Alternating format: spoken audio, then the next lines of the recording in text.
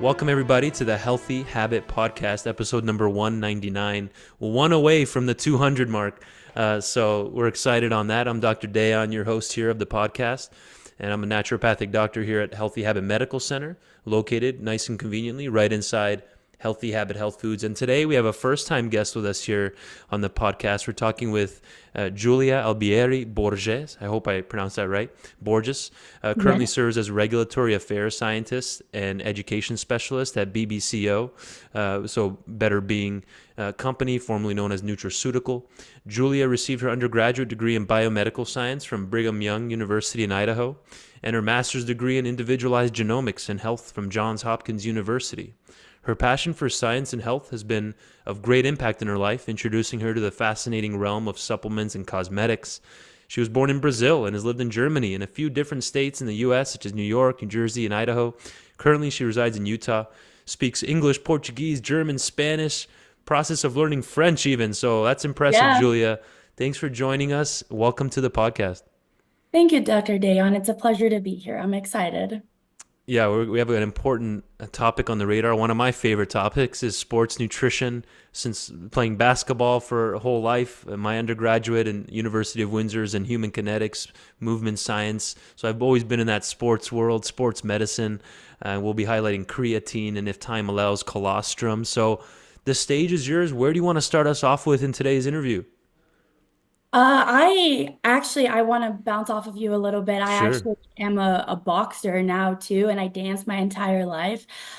Fitness has always been such a big part of my life, and the Zhou Sports Nutrition line has been such a great influence and impact for the past 3 years of my life. And I'm so excited to be talking to you about today with about creatine, Yeah. which is a daily supplement that I take. The first thing that usually people ask me is if it's safe to use. And yes, it actually is very safe to use. The appropriate dose is usually between 3 to 5 grams per day, depending on your weight. And creatine is actually naturally occurring in the body. Hmm. So it's synthesized in the liver, the kidney, the pancreas, but it's usually stored in muscle cells and in other cells that I'll probably talk about eventually with you as well about it. But they are synthesized in those three main organs, but we also can synthesize it chemically in a laboratory. 95% of it is actually stored in the muscle, while the other 5% are either in those organs or in the bloodstream. It's a great intro, Julia. Thank you. And this is actually the first time we've ever discussed creatine ever, really. Oh, I've been doing this for 6 years now, even on the radio show, the podcast. So mhm, maybe once ever it came in passing. But mhm. so this is an important episode since creatine's actually the most well-studied natural supplement in the world. We have the most research Yeah. behind creatine. It might have changed, but yeah, last time we No, checked, it's been up there. it So still is. Tell For us, tell us, how does it work? How does creatine work exactly? What's it doing? Why is it so effective? And things of that nature. Yeah, absolutely. There's a couple terminologies I want to go through before we actually hit creatine. So there Yeah. is something called ATP in the cells. It stands for adenosine triphosphate. And that's the form of energy source for our cells. I kind of think of it as the battery of our cells. It's produced in the mitochondria, which we all know is the powerhouse of the cell. And creatine will work by increasing the availability of ATP in the muscle. So basically what it does is called ATP regeneration. If I could show you in a graph, basically, or in a picture, what would be happening is we have ATP. And when we work out, when we exercise, we need that energy. We need our cells to be functioning at its maximum capacity, correct? Right. And when we use that energy up, we're using up ATP. We're breaking the ATP down. And when we do that, we release energy. And then we also release a phosphate molecule. When Right. we release that phosphate, creatine that is in our cells are going to go and grab onto that phosphate. And then it's going to produce something called phosphocreatine or creatine phosphate, however you want to call it. And then the byproducts of that is the creatine phosphate and ADP, which is adenosine diphosphate, just two Right. phosphates, attached to adenosine. And then that creatine phosphate is going to provide that phosphate that's attached to it to the ADP again, and then produce ATP. So it's kind of like this beautiful Got cycle it. producing energy. And creatine, that while it's stored in the muscle as creatine phosphate, eventually that creatine is going to convert into creatinine, and then it's a byproduct of creatine breakdown. And that is a constant process that is happening in our body. After we have creatinine, it's going to be filtered through the kidneys and released in our urine. So the level of creatinine in your body will be proportional to the muscle mass that you have. So the more muscle mass you have, the more creatinine you produce, and it'll be in your bloodstream. And you excrete about 1 to 2 grams per day of creatinine, and creatine stays about 3 hours long in the body before it's taken up by the cells.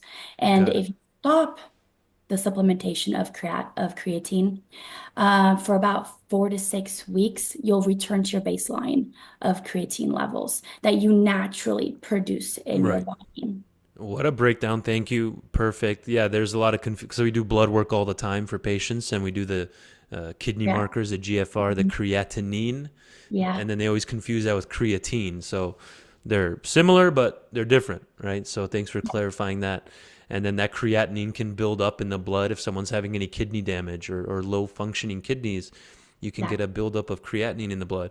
So tell us about, what does this mean to load creatine? Should I load it? What's the best time to take it? Yeah, tell us a little bit about that. You mentioned like Yeah. 3 to 5 grams a day is a typical serving size. Tell us a bit more about that. Yeah, absolutely. Let me rewind a little bit real Sure. fast. Just Yeah. talk to you a little bit about what creatine is actually doing, Okay. what it actually is benefiting you for you to take it. It can help tremendously with exercise that require short bursts of energy. So like sprinting, weightlifting, jump roping. I jump rope every day for boxing. So it really helps with that. It can improve lean muscle mass and an increase of creatine phosphate in your cells can improve exercise performance. So there are some studies that say that creatine can lower your fat percentage, but I kind of see it as an indirect correlation. So, which would be if you have increased lean muscle mass, you work out harder, and then you exercise more, thus you'll have an increase or a decrease of apologies in body fat. So Got it. also, Right. if you are improving your performance while you work out, you will naturally begin to burn fat. Right. So Right. I do want to clarify that creatine is not a muscle builder. It's not going to make you huge. You know, if you take creatine and never step foot in the gym, or you run and or you don't run, don't jump rope, or you don't do any sort of workout, you're not going to see a muscle mass increase. The growth of the muscle comes from the additional work that you place on that muscle. That's great. Someone literally just asked me that the other day in the office. Like, well, if I take Really? creatine, is that going to help me build muscle and burn fat? I said indirectly, because it gets you Yeah. into the gym if you're using it in that way to be more active, but not Yeah, just sitting there. I literally said, if you just sit there on the couch and take creatine, it's not going to happen. So not we're on going the to. same page on that. Absolutely. Yeah. There's So actually a yeah. clinical study that was performed, one of many, obviously. It was a 6-week study with 23 healthy male volunteers. Uh-huh. And there was a control group and there was a placebo group. And the creatine group showed a significantly greater improvement in strength and body mass and muscle size compared to the placebo group. The creatine group had a 29.9% increase, while the placebo group had 16.5% Interesting. increase. And they also gained, the creatine group gained 2 kilograms of total body mass, 1.6 grams of it being fat-free mass. So it is incredible. It does work if you put in the effort. Yeah. It also does help with muscle recovery, which is kind of interesting. All that lactic acid being built up, the Right. creatine kind of serves as a buffer for it, and you don't get as sore and you just recover better. Good. But to answer your question, sorry, about Yeah. the loading creatine. Oh yeah. It is actually a very hot topic nowadays. I see it on TikTok, I see it on Instagram, everywhere. And some people believe in it, and others say it's literally a load of crap. It doesn't do much. But here's the thing, if you do take a high dose of creatine, it is going to store in your body. It will. Loading is only for about 5 to 7 days at 20 grams per day. So you have to divide that into 4 doses. It is an increased dose. So this is just a quick way for you to saturate your cells Got it. with creatine phosphate. Your body, naturally, it's going to store about 80% of the creatine. The maximum it can is about 80% with just the normal amount of creatine that you produce in your body. Oh, I see. That extra 20% is what you're going to supplement yourself with. So then you can saturate it to 100%. And that's all. After that period, you can return to your maintenance dose and you're good to go. Obviously, if you have GI tract sensitivity or you have a preconditioned kidney condition, always talk to your primary care doctor and ask if that is something that you can consume, just like with any other supplementation. Right. And Julia, does Nutraceutical or Better Being, they offer a specific creatine that I can pull up here as it for the YouTube viewers? Yes, absolutely. We have two different types of creatine, um, two different types of product. We have a Yeah. gummy, which is it has two different flavors. We just released a new flavor for it. We have a peach mango flavor and we have a lemon strawberry And real flavored. quick, I'm sorry to interrupt. What's the brand name under It's that? Zhou. It's a Got Zhou it. Okay. nutrition product. And then we also have the Zhou uh, creatine powder. It's like a blue bottle.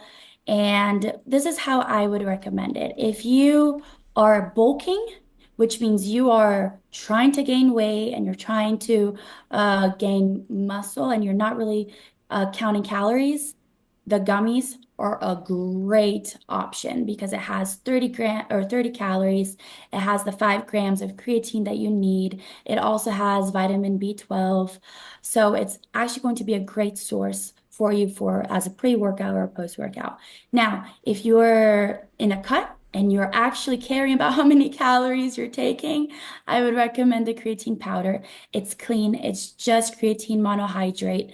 It's no added nothing, and it's very clean source of creatine that we offer. It's vegan, it's non-GMO, it's gluten-free, just like the gummies are, and it could really help your muscle growth and your physical performance at the gym, and obviously muscle strength.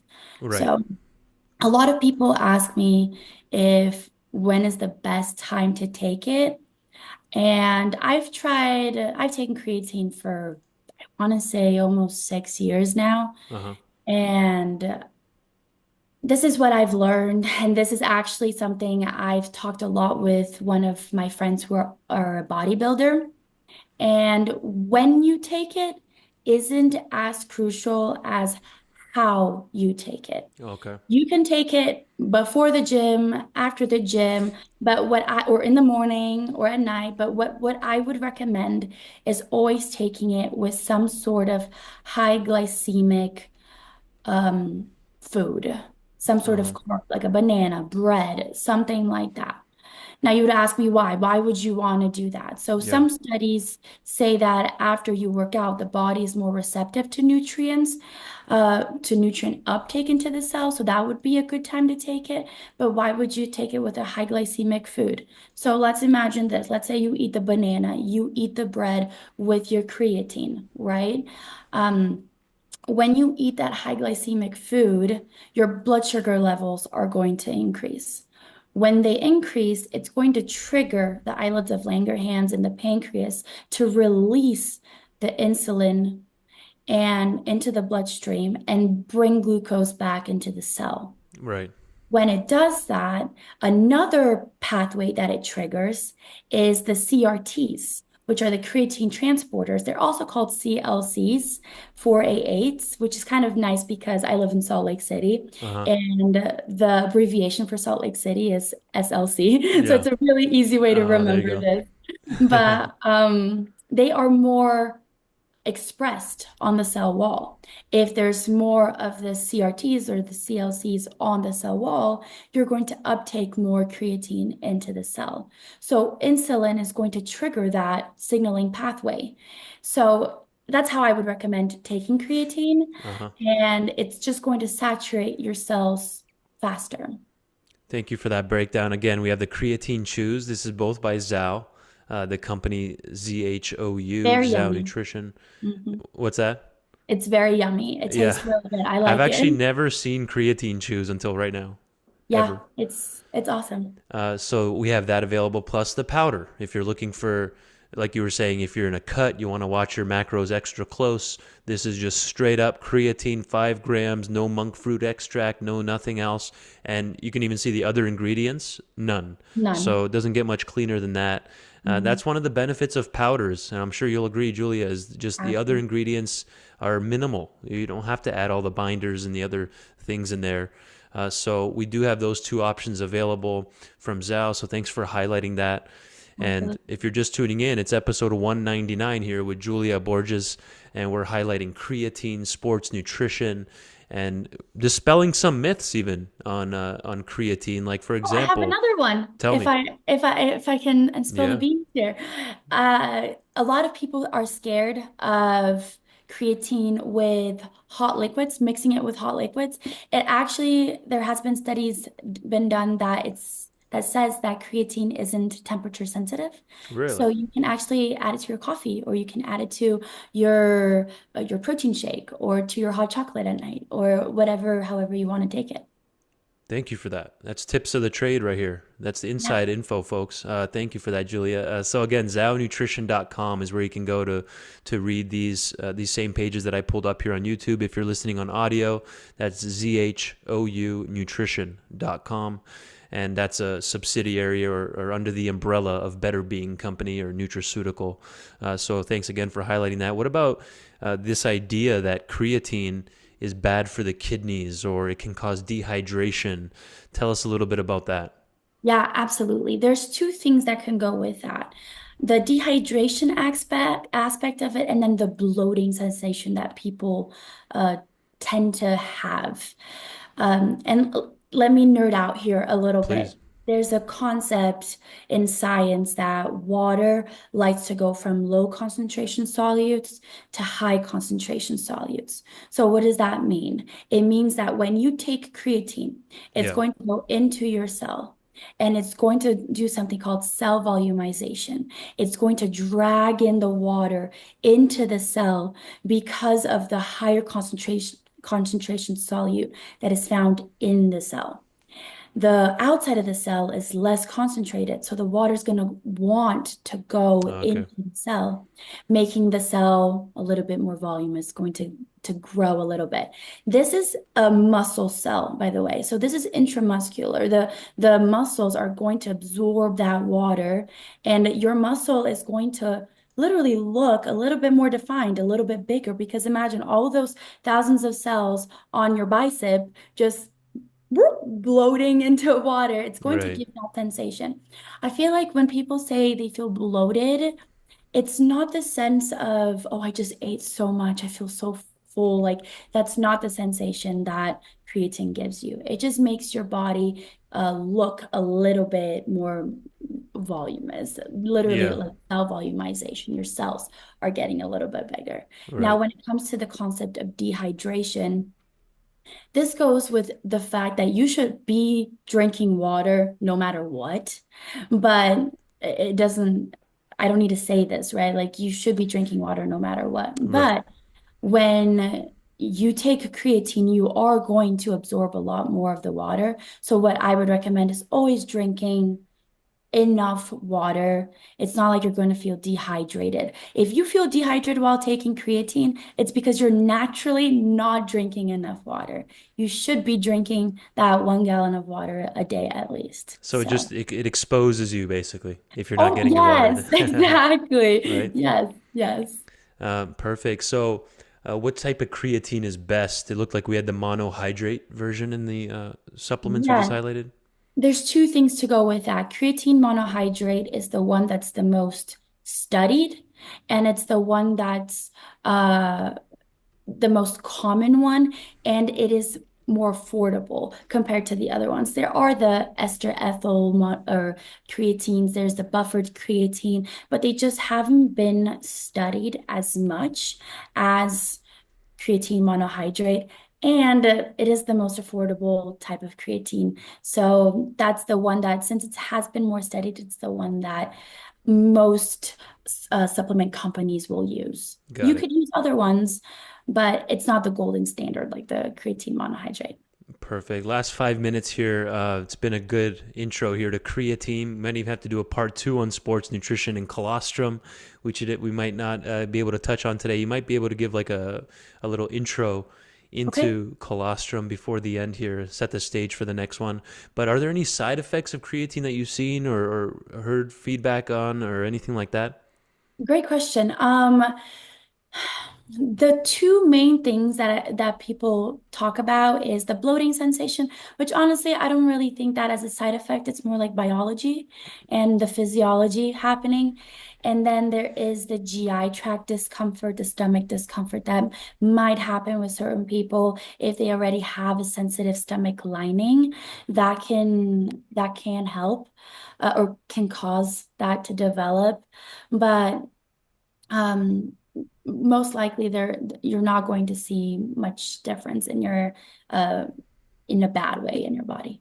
Got it. And then the last one I wanted to highlight here is there's a lot of new research or use cases coming out for creatine, Julia, on like Yeah. dementia and memory and brain health and overall cognitive support. Do you have any thoughts on that? Creatine being used traditionally, it's always been bodybuilders, athletes, strength trainers, stuff like that. But now they're looking at it for elderly, 75 and above year old clients or patients. Tell us about that a little bit. I would even like to add women in menopause, perimenopause, Mm, menopause, postmenopause. This interesting. is very helpful for them because of brain fog and bone density decline because of estrogen levels. Yes, it can absolutely help with brain function, with cognitive function, with memory, with focus. The dose is a little bit different. You would have to take about 20 grams per day. That is about 4 gram, or I apologize, 4 times a day, 5 grams a dose. So it can help support that mental performance and increase your cellular energy in the brain.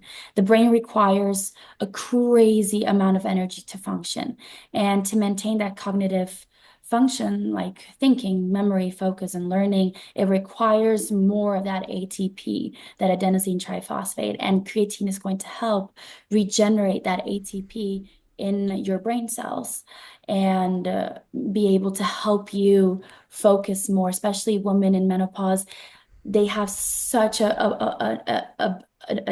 problem with focusing and with brain fog, and creatine can absolutely help with that as much as with brain, or I apologize, with bone brittleness and density. Which also drops off after menopause and during perimenopause since Yes, the estrogen drops, exactly. boom. And then Hmm. the bones can get more brittle, higher rates of osteoporosis after menopause. So thank you Yes, for highlighting that. And yeah, we can keep going on creatine, but this was perfect. A great intro to creatine for our first time really discussing creatine on the Healthy Habit podcast. So we'll give like a little 1 minute intro here to kind of set the stage for the next one. Just introduce colostrum for us and why you wanted to pair it with creatine in this discussion. And then we'll close her up for today. absolutely. I can give a 1 minute Yeah. spiel. So, colostrum is milk produced by mammals during the first 48 hours after they have given birth. So, it's packed with everything that an infant or a baby needs for its development and protection.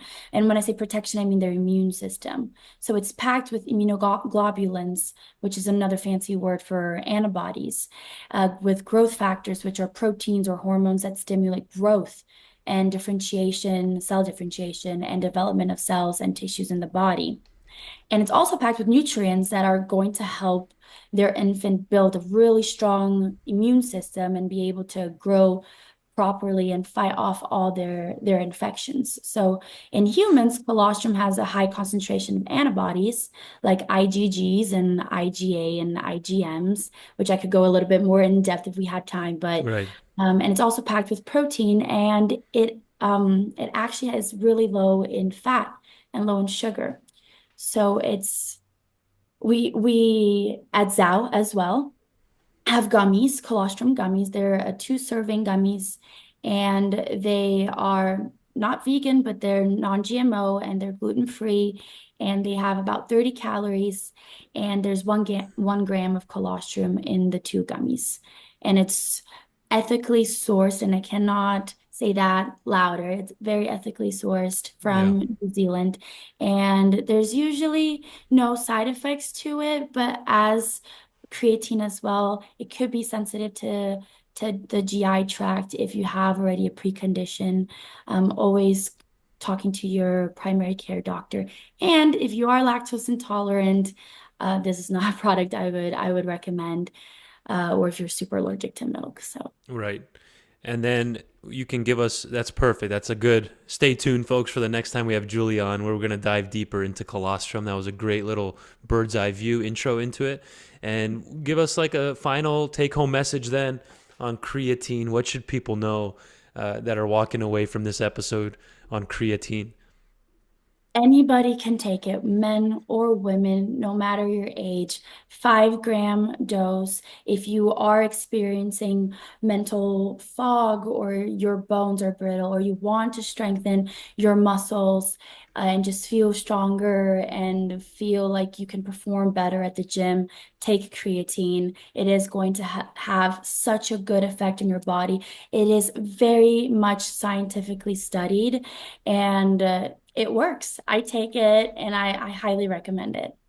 Thanks for your time, Giulia. And then zhounutrition.com, is that a good place to go for now? Absolutely. Absolutely. We have great, clean products, and I work in the regulatory. I make sure everything that is on the product is actually what the consumer is taking, and our products are phenomenal. Thanks for your time, Giulia. I appreciate it. And I look forward to our next one. Absolutely. Me too. Thank you, Dr. Dayon.